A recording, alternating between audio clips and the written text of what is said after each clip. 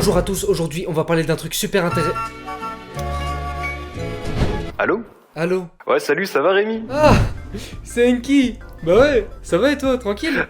Non, c'est horrible, je vais hyper mal. Mais c'est à cause de toi en fait que je vais mal. Pourquoi? Bah rappelle-toi en fait, le 3 décembre 2023, t'as sorti une vidéo et... Bah elle était super bien la vidéo, hein. Merci. T'as crédité tes petits potes qui te donnent tes idées et tout ça. Sauf que tu m'as oublié en fait. Tu m'as oublié, ouais. La pizza là, qui livre une pizza à un mec. Et bah ça vient de mon cerveau. Ah oui, ouais, la pizza, oui. Ouais, je me souviens. Ta punition pour avoir commis ce méfait, tu sais ce que c'est mec? Non, je sais pas, non. Tu vas réaliser une BD en 24 heures. Non! 24 heures! C'est pas possible! Tu vas tout faire, tous tes dessins, toute l'histoire, tu vas tout colorier et tu vas surtout pas dormir, ok? Mais c'est pas possible! Tu vas exécuter cet ordre C'est juste pas possible en fait! Je vais... dorénavant.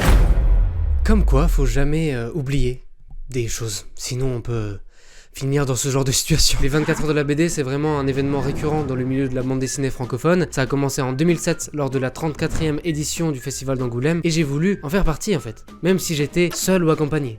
Et d'ailleurs, j'étais accompagné de Matisse High. Après m'être installé, je me suis questionné longuement sur le projet. Est-ce que ça va être bien? Est-ce que ça va être totalement guess. Soit j'allais faire une histoire totalement nouvelle, soit j'allais reprendre des personnages. Qu'est-ce que j'ai fait? La chose la plus simple, reprendre des personnages, voilà. Exactement. Du coup, j'ai repris 2 personnages. Vous avez demandé les noms dans les commentaires. Il y a eu vraiment des propositions horribles. Que des propositions nulles. Remettez-vous en question. Oh là, c'est interdit de dire ça. Avoir une communauté, c'est super important et c'est une grande chance. Donc arrête de dire ça, s'il te plaît. J'avoue, il y avait quand même des propositions bien, mais j'ai voulu prendre des trucs qui venaient de moi. Ah ouais? Tu voulais que ça vienne de toi? Bah pourquoi t'as demandé à ta communauté alors? C'est vraiment nul de faire ça. Retourne chez toi, mec. Oui, bah je sais pas, je voulais savoir le nom qui venait dans la tête des gens quand ils voyaient ces personnages. Enfin, laisse-moi tranquille. Ah ouais? C'est comme ça que tu le prends? Bah je m'en vais. J'ai donc donné 2 noms à ces personnages, Ernest et Todd. J'ai complètement plagié sur le champignon de Mario. Tiens, je vais te buter, espèce de connard. Ces 2 personnages, je les avais déjà mis en scène dans les 5 derniers jours de mon Inktober. Sauf que là, je voulais un truc qui alimente un peu plus le lore des 2 personnages. Vraiment une histoire qui leur est propre pour voir un peu ce qui va se passer après. Des références que je vais pouvoir mettre dans les prochains tomes. Imaginons si je crée vraiment un univers avec ces 2 personnages. On sait pas. La première page elle était hyper importante parce que c'était ça qui posait les bases de la suite de la BD en fait. Les 2 personnages principaux, la mise en situation de l'histoire et ce qui doit suivre doit être cohérent avec ce qu'il y a eu juste avant. J'ai pas commencé à faire un truc trop absurde non plus parce que sinon ça va perdre les lecteurs et ils vont se dire c'est vraiment nul. C'est nul. Nul. Qui a fait ça? Ensuite, il y a le truc de les personnages peuvent sortir des cases, les bulles peuvent sortir des cases, le numéro de la page est pas forcément au même endroit à chaque fois. Les visages des personnages qui changent, parce que c'est pas comme Eiichiro Oda qui dessine tous les jours Luffy et Zoro et qui sait vraiment comment les dessiner de tête. J'ai inventé cette histoire-là l'été dernier. Et donc les personnages, je sais pas vraiment où s'arrête le nez, où commencent les yeux, enfin je sais pas. Du coup, c'était obligé d'avoir à côté de moi les post-its pour un peu me repérer dans le chara design. Et même si ça change un peu, bah je trouve que ça a son charme. Et oui, car comme j'explique à la fin de ma première vidéo YouTube, les dessins qui ont des imperfections, des erreurs et des ratures amènent parfois un charme qu'il n'y a pas dans les autres dessins. Mais bon, ça vous l'auriez su seulement si vous avez regardé ma première vidéo YouTube. Je vous en veux pas, c'est pas grave. Deuxième page, je continue. Voilà, c'est très bien. Je commence à avoir le début de l'histoire et me dire bon bah je vais faire ça comme ça et ça va aller. Avec Mathéo, on a beaucoup parlé de la cohérence de la BD, des blagues, des mises en situation, un peu du fil conducteur et ça m'a vraiment beaucoup aidé d'avoir quelqu'un à côté de moi. Donc je te remercie Mathéo.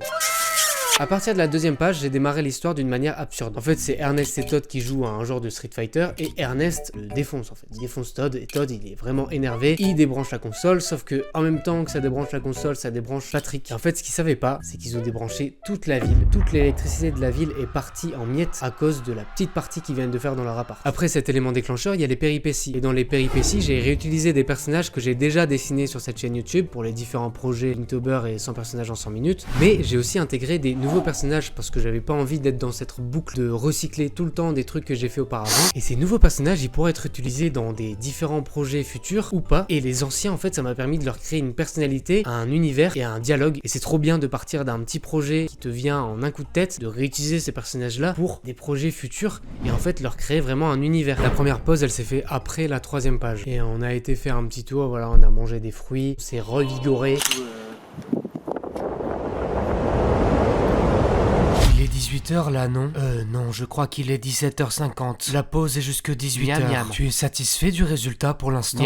Oui, ça va en vrai. En vrai, je pense qu'à partir d'une heure... À partir d'une heure, ça va être chaud. 1h du matin ou pas? Bah oui, t'es bête ou quoi? Tu ne dis plus jamais ça, tu m'entends? Cette clémentine n'est vraiment pas bonne. Tu comprends ce que je veux dire? Ça va déclarer la monster ou quoi, le sang, tu connais?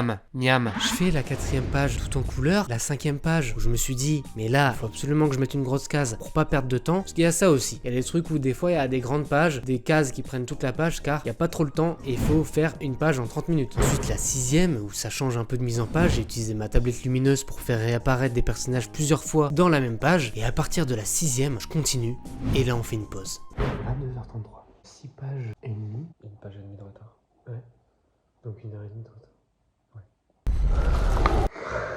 Ouais. 16h. On a fait le tiers là. Il y a encore 2 fois ça. Le prochain repas c'est le petit-déj. La 7e je la finis, la 8e je la commence et j'arrive à la terminer assez vite. Et la 9e je la fais aussi, mais cette fois-ci la case en pleine page car il faut pas du tout perdre de temps. C'est vraiment une course contre la montre. Donc voilà, 10e page, ça commence à être un peu dur. Le pire dans ce moment-là, c'est que je commence à ne pas coloriser mes pages. Genre je me dis, bon écoute, je vais faire l'ancrage, je ferai la colorisation plus tard, ça va être super simple.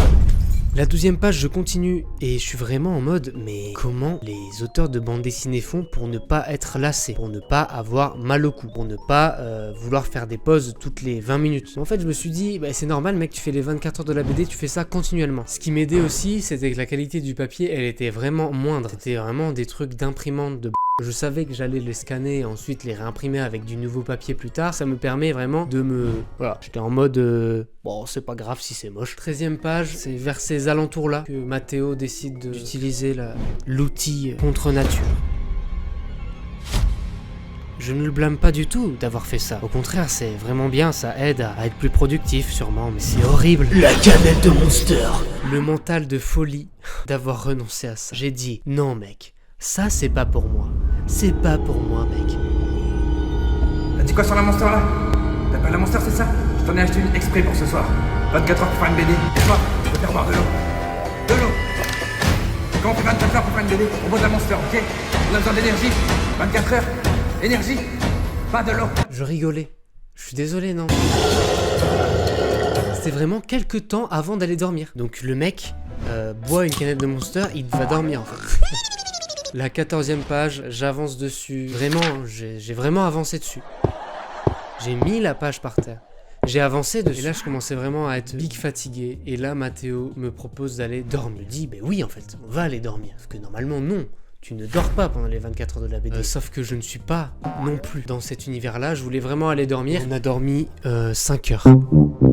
Il y en a, c'est des nuits normales pour eux. 5 heures dans 13 minutes. Et on s'est dit qu'on dormait 5 heures. Je pense que je vais arriver à 18 pages. J'espère. Et voilà qu'on se réveille à 10h. Ah, vous pensiez que c'était faux ce que je viens de dire, que c'était genre une blague parmi toutes les blagues dans mes vidéos? Non, pas du tout. On a vraiment dormi 5 heures. Bonjour à tous. Il est actuellement 10h33. Et j'ai dormi 5 heures. Ça va en vrai. C'est pas catastrophique. Mais bon. Je vais devoir mettre les bouchées doubles pour les heures qui restent, alors que j'aurais dû les mettre au début. Bref, j'ai hâte de voir le résultat et tout. Voilà, 10h30, 11h, midi. Je commence à me dire, bah c'est impossible en fait d'avoir 24 planches en 24 heures. Allô? Bonjour monsieur, service 24 heures de la BD, que puis-je faire pour vous? Ouais, ça va ou pas? Oh, c'est gentil. Bah oui, je vais très bien. Moi, allez. Très gentil ce client. Est-ce que c'est possible d'avoir 24 heures en... 24 planches en 24 heures? Non, c'est impossible pour vous monsieur, vous venez de bégayer en plus. Vous êtes nul monsieur, bonne journée. Ok. Bah non, du coup, je savais que c'était impossible. On continue, du coup, avec la 15e page, la 16e page, 6e page. Il y a Paul qui arrive, récupérer ses lumières. Alors pour la petite histoire, des lumières, j'en avais, elles ont été cassées, et du coup, il y a un de mes amis qui me les prête. Et il est venu les récupérer car il avait un shooting, c'est un photographe, et j'avais plus de lumière après, mais c'est pas si grave que ça. Juste, il est venu, on a beaucoup parlé, je suis passé le social devant la BD, peut-être parce que j'en avais marre aussi, je sais pas. Donc au final, on arrive à 24 heures, avec 17 pages et 2 cases d'une 18e page. Du coup, je pense que je vais finir cette page et avoir du temps additionnel. Au foot, ils en ont. Pourquoi moi, j'en aurais pas? C'est comme un sport après tout. Ça veut dire que j'ai fait 7 pages de moins que ceux qui l'ont fait. Et ces personnes-là colorisent la plupart du temps leur BD. Donc c'est compliqué, quoi. C'est vraiment compliqué. C'est compliqué de faire une BD en 24 heures. C'est vraiment trop compliqué de faire une BD en 24 heures. Peu importe ce que tu fais, il n'y a pas de vainqueur. J'y ai mis toute mon âme, tout mon grand cœur. J'ai triché contre moi-même, j'ai de la rancœur. C'est compliqué, c'est vrai. Contre moi-même, j'ai de la rancœur. Ok, c'est bon, vas-y arrête.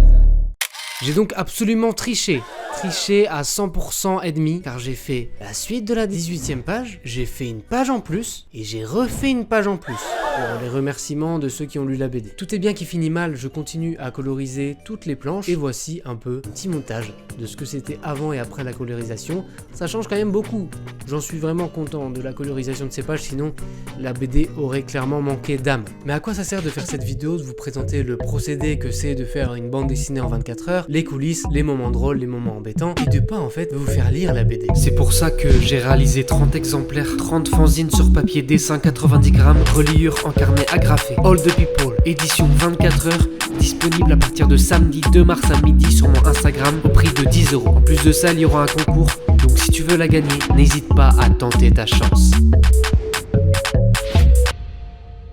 Et voilà, je crois que j'ai tout dit. Allez, salut. Merci d'avoir regardé, bisous. Hey, toi, abonne-toi. Il a raison, abonne-toi.